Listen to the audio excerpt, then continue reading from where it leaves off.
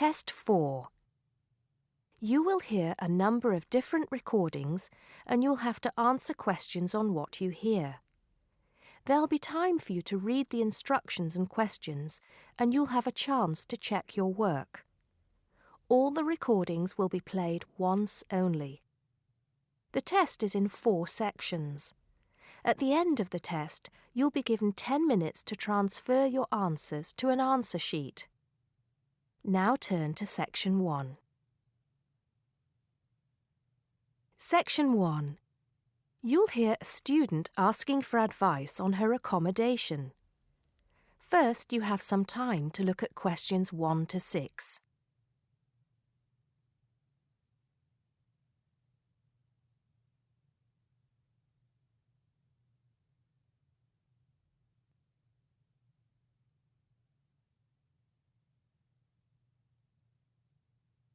Now we shall begin.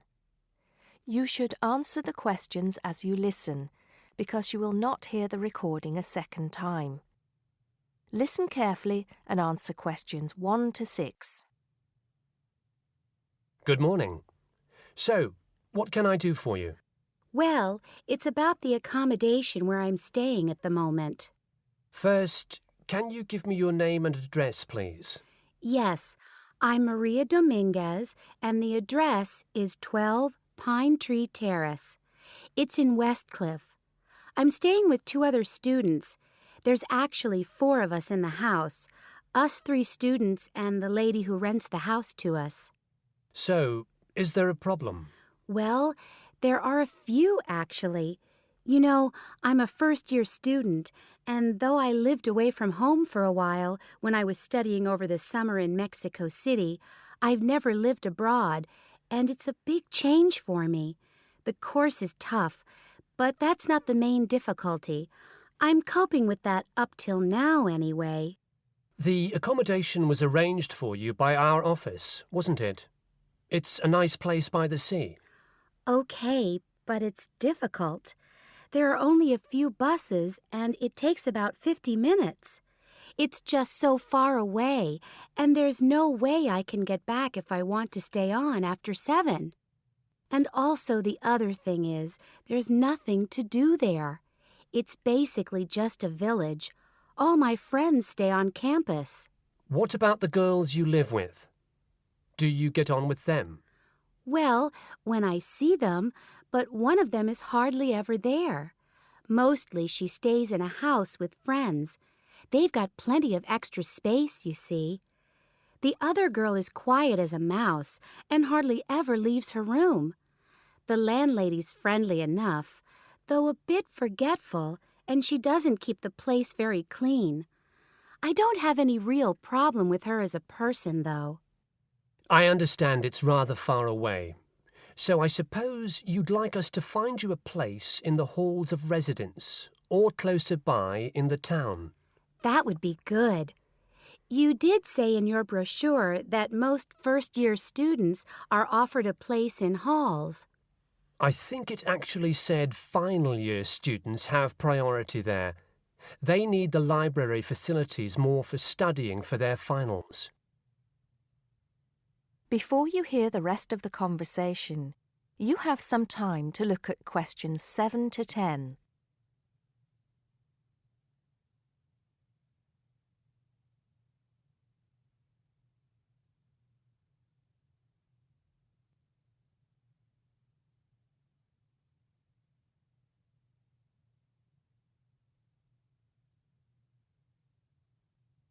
Now listen and answer questions 7 to 10. Anyway, let's see what we can do. Just a moment, I'll check what might be free. Sometimes students drop out or move from halls, though we were full at the beginning of term. By the way, have you checked the student notice boards? You know there's one in each of the 4 colleges, don't you? There are often requests for people to share houses, and it can be quite cheap. No, I hadn't thought of that, but it's a bit of a risk living with complete strangers. Now, I see there's a room free in Hillside College. That's the one with the tall tower, right? That's it. It's the smallest college and has a reputation for being quite fun. Oh, but it's a shared room. Would you consider that? That's going to be a problem for studying, isn't it? What if she plays music all the time, and maybe we won't have anything in common? Maria, I see you're studying history. So is this girl, Francesca. She's Italian. Well, at the moment I'm doing the General Humanities course, which includes history, but actually I'm planning to change to literature quite soon. That's not the thing, though. I really want a room on my own. Right. I'm afraid I don't see any other openings.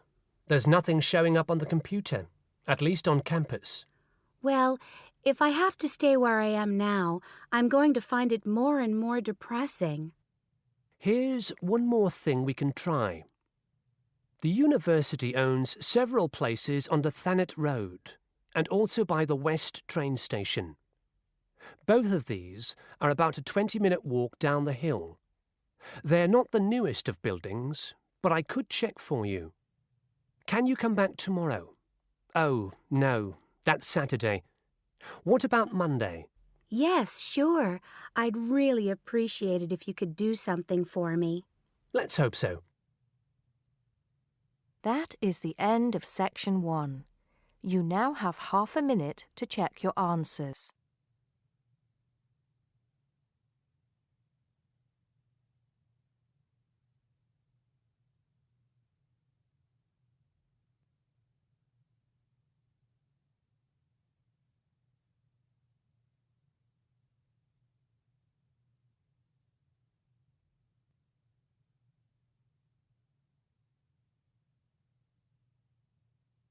Now turn to section 2. Section 2. You'll hear a man talking about living and working on Trinidad. First, you have some time to look at questions 11 to 15.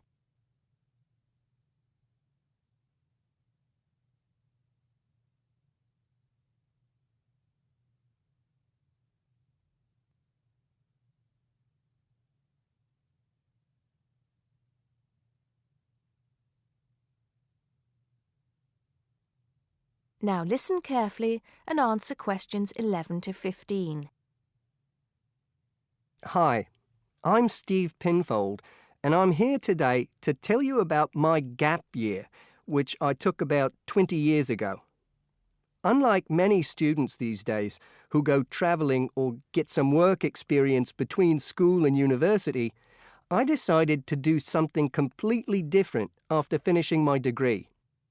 I applied to work for a charity organisation. What it does is it sends people with particular skills to countries where those skills are needed. Apart from having some experience teaching English to summer school students, I didn't have any particularly useful skills, I thought, but luckily I was still accepted.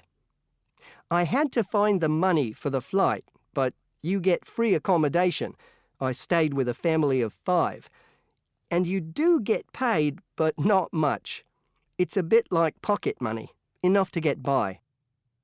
I worked in an orphanage and taught English at a local school. Where was I? Well, originally I was going to be sent to a village in India, but at the last minute the organisation decided to send me to Trinidad. Now, this is a fascinating place. It's an island in the Caribbean. Well, in fact, the country is actually 2 islands. The smaller one is called Tobago, which is connected somehow to the word tobacco. Anyway, there I was, a young white guy living and working on an island which is mostly a mixture of descendants from Africa and India. The Africans were originally brought over as slaves, and the Indians came later as indentured workers. That means they agreed to come for a specific time, but many of them stayed. There are also some Trinidadians of Chinese and British origin, though the native inhabitants were basically wiped out by colonialization. I myself felt completely accepted and had the time of my life. The language everyone speaks is English, so there was no problem for me there, but some concepts don't quite translate. They're pure Trinidadian. There's the term liming, for example, which means sitting around watching the world go by. Also, there's the famous carnival, when the whole island is taken up in playing mass. For a whole month, around February or March, it depends when Easter is, everyone's busy preparing costumes, practicing calypsos, soca and steel pan music, and most importantly, partying.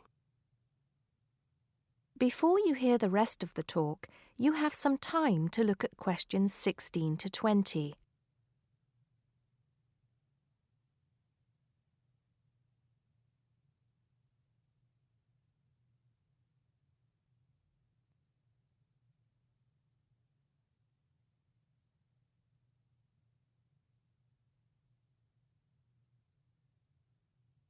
Now listen and answer questions 16 to 20.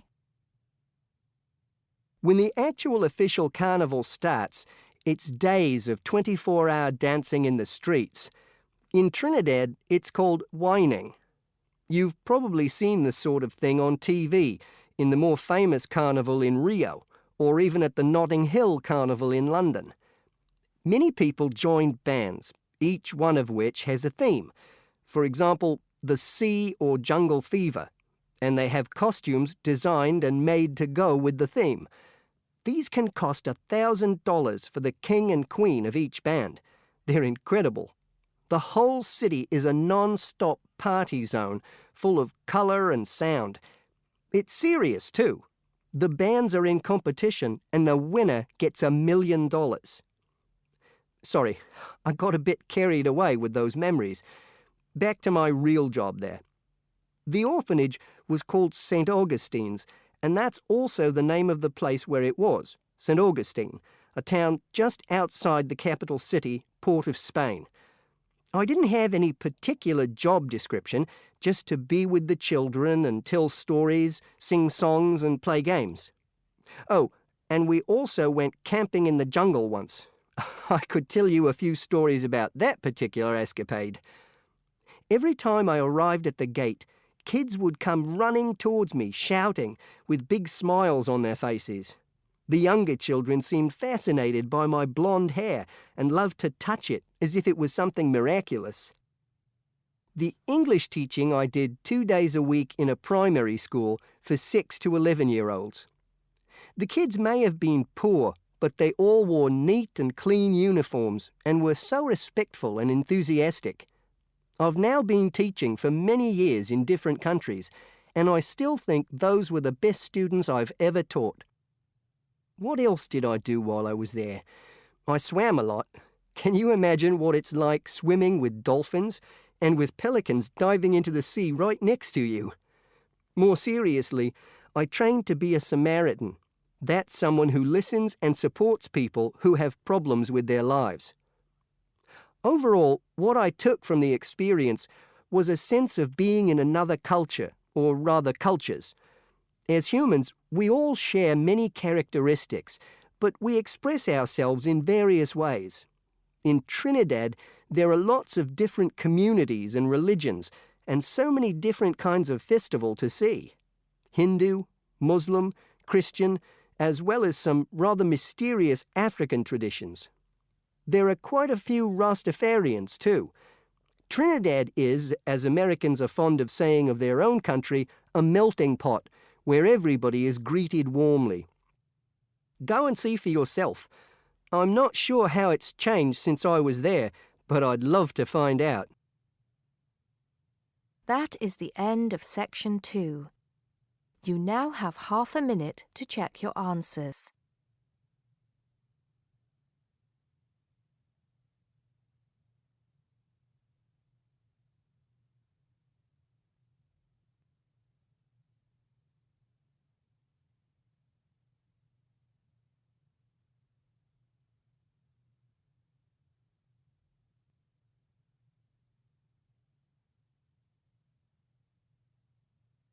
Now turn to section 3. Section 3. You'll hear two students talking about different aspects of their university. First, you have some time to look at questions 21 to 26.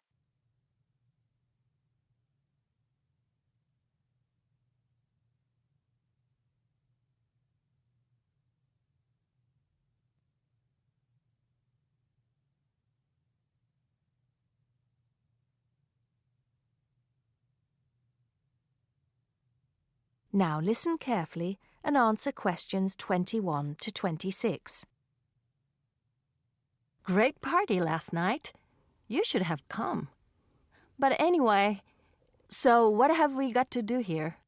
We're supposed to fill this form in by ourselves, but I'm sure it's okay if we chat about it first, don't you think? Yeah, sure. So, there are 10 questions, and we've got to tick numbers 1 to 5 for each question. 5 means really good. 1 is bad. Question number 1. Was the course well organized? We'll give that a 5, agree? Yep. No question about that. What does question 2 mean, though? Was the teacher flexible? Is it good to be flexible? Well, that means, was the teacher very strict? Or maybe she gave you more time to complete your assignment. Things like that. So for that question, we should give her a 5. She always gave us an extra day, didn't she? And she wanted to know our opinions on things. We had great discussions. Fair enough. What about this one? Was the teacher friendly and encouraging? I'm not sure about that. She was friendly to some students, but I think she had a problem with Mike and Alex, who were usually late. She did get a bit irritated with them sometimes. Yeah, we weren't too happy about them either, though. I know it was a bit early, with classes starting at 8:30, but you choose if you want to sign up to them or not. So that's no excuse, really. Yeah, they could have taken the evening classes if they didn't want to wake up early in the morning. Now, what about these questions on the course books? Look, the business studies book was interesting, but I thought the human behavior one was boring. Really? That's the one I like the most, perhaps because I want to study psychology. You want to become master of the universe, managing a huge multinational company, don't you? There's nothing wrong with being ambitious, you know? The best laid plans of mice and men. What's that? Some sort of quote? Stop being so literary. Let's get on with question 5. Did you find the campus library a useful resource? Well, most of the books I wanted had already been taken out, but the internet access was definitely useful. Let's give that a 4. Okay, and the staff there were always friendly and helpful. Before you hear the rest of the conversation, you have some time to look at questions 27 to 30.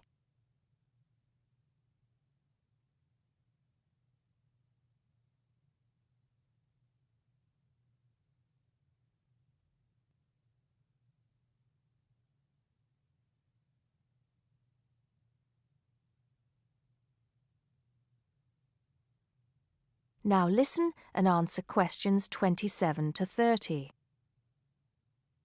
Now, what's this?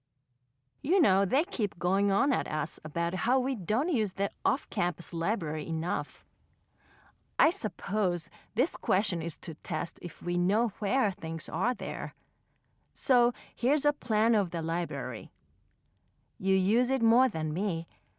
I've only been there once, actually. You tell me. Right. So as you go in, the librarian's desk is on your right. Directly opposite is the section for new publications, new books the college has acquired. Some of them are actually written by our own teachers, interestingly enough. Then there's lots of seating and the computers. Behind that, we've got the periodicals, newspapers and magazines. And that's before the reference section, you know, with the books you can't take out. Dictionaries and encyclopedias? That sort of stuff. Now, I do know where the management section is. It's right at the end on the left, isn't it? Just before the stairs up to the lecture theater. No. Sorry. Management and business studies, along with marketing, are all, as you said, at the back, but on the right. Oh, so what's on the left then? That's the fiction section, or literature. Now, if you want to photocopy something, where do you go? I think I remember. Isn't it one of the rooms after the entrance on the right? Yeah. It's between the multimedia room and the seminar room. They're all behind the librarian's desk. What about the toilets? For those, you have to go downstairs. That's where the computer studies section is too, for some reason. Let's get on with the next question. That is the end of section 3. You now have half a minute to check your answers.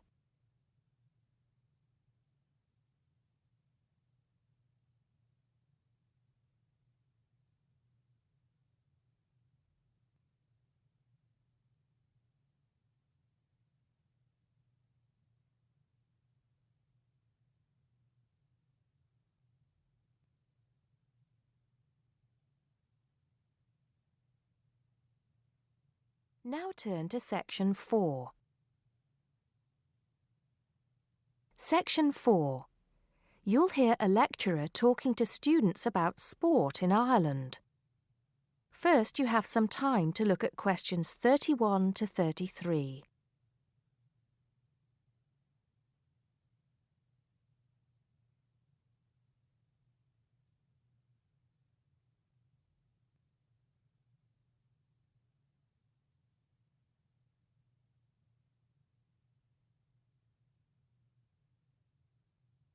Now listen carefully and answer questions 31 to 33.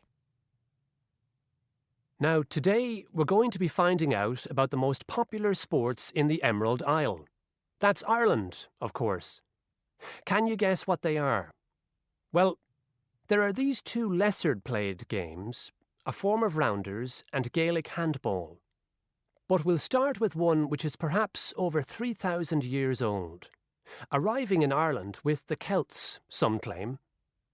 That may be a slight exaggeration, but I consider it to be the fastest field game in the world, and it goes by the name of hurling. Well, that's what it's known as in the English-speaking world anyway. So, what do you have to do? You've got 15 players on a team, one of them the goalkeeper. Each one has a stick called a hurley. Here you are. I've brought mine along. Had it since I was at school.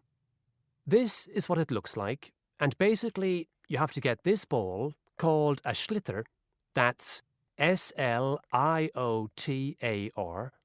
so it's not spelt the way it's pronounced. You hit it into the net for 3 points, or you can hit it over the net for 1 point. The goal looks like the letter H, with the net under the crossbar.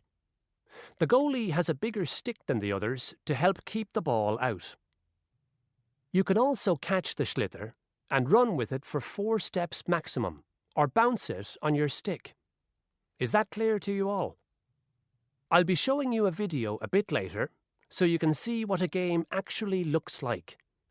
You might like to think of it as a mixture of lacrosse, hockey, and baseball. Oh, and it's played by women too, but it goes by the name of camogie in that case. Before you hear the rest of the talk, you have some time to look at questions 34 to 40.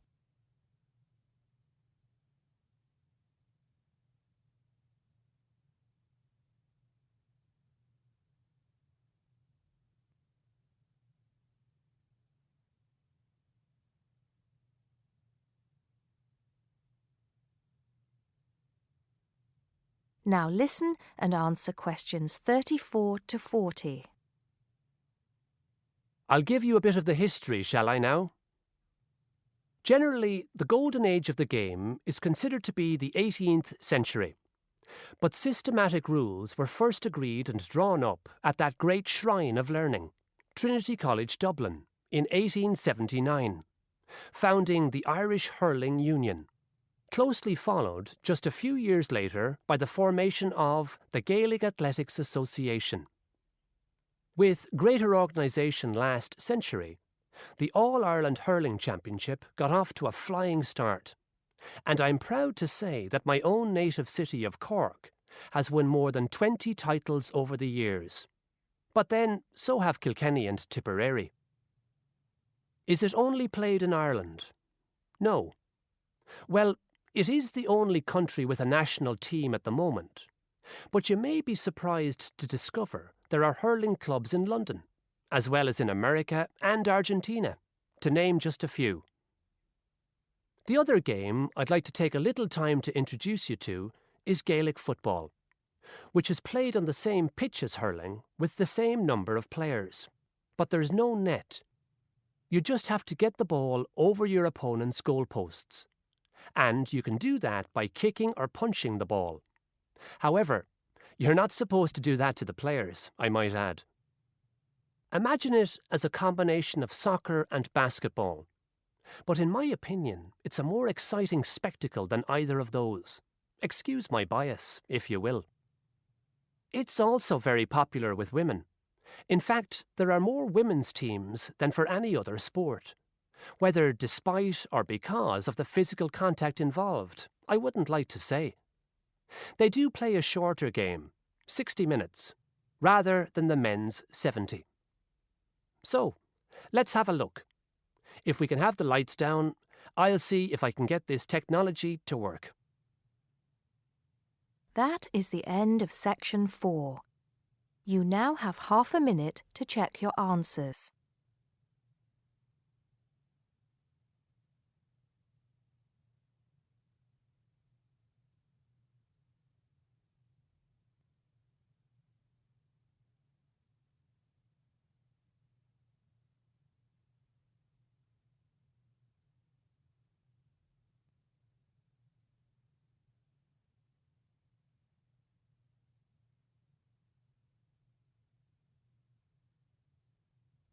That is the end of the listening test. You now have 10 minutes to transfer your answers to the listening answer sheet.